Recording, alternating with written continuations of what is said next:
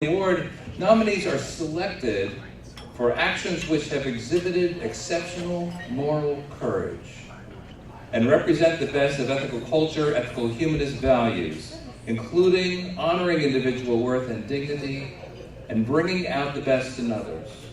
The main thing is we're looking at somebody who has really put their time and attention into doing something with moral courage, often pushing themselves upstream in difficult times. All right.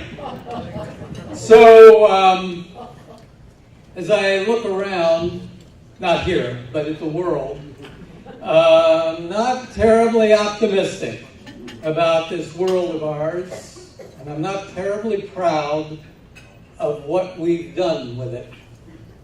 So, it's so wonderful that we have some young people who've already taken the reins with energy and with imagination and enthusiasm. Langston Hughes wrote, "We have tomorrow right before us, like a flame." That's how I feel right now. They started high school students concerned about about human rights, and determined that the nation's largest incinerator was not going to pollute this air right near their schools. They stood up, and by the way, they won. They beat City Hall. All right.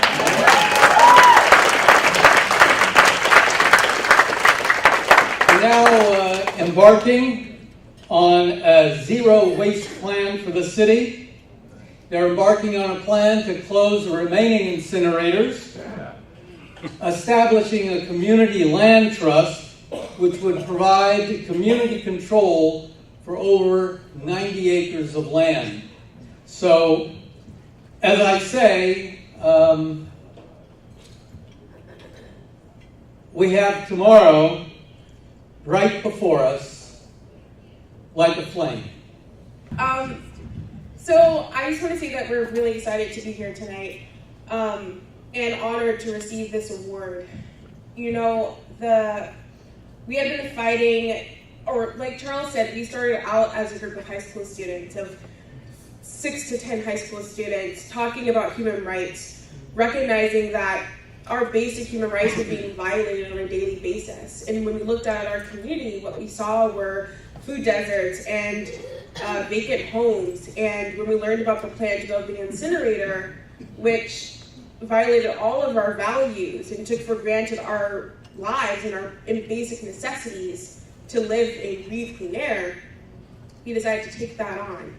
At the time, the incinerator was supported by our public officials, by our mayor and our governor at the time. It was received public incentives. It was presented to the community as if it was this gift, this holy grail of a development. It was considered sustainable, green. The argument was that it was going to bring jobs to the community and that, we should be grateful for that. But in reality, it would have been polluting the air. So we spent 5 years struggling and building our movement and organizing on the ground and finding supporters across the city to mobilize around this issue to stop the incinerator.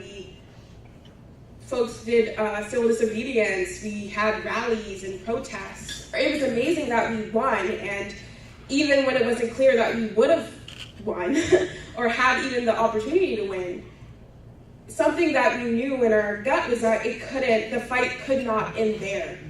That the incinerator development is not the first or last development of its kind. And what it's going to take to combat developments like the incinerator that pollute, that push people out, that represent this long history and cycle of these failed developments coming into our neighborhood, is going to take power on the ground. It's going to take people that are already doing the work, that are meeting the injustices that we're facing, that we all remain in this unified front.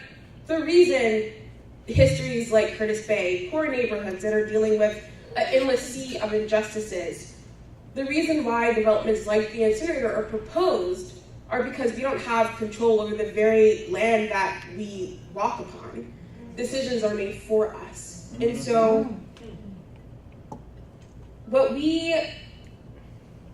in response to that, we thought we are thinking actively about getting community ownership of land in our neighborhood to address some of these issues that we're facing. Everything from thank you.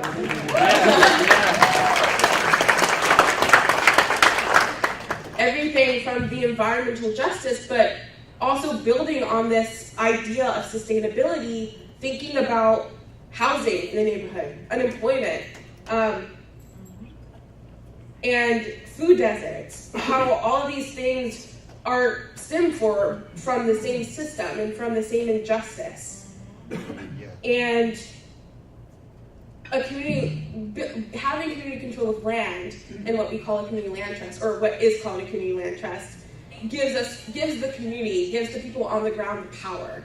So with all of this momentum and all of this movement, this is all just to say that the movement is continuing and the fight doesn't end here. The incinerator is just one small step of a much larger battle. Yes. So the work will go on. If anyone, sorry, you guys have clapped so much, you're an amazing audience.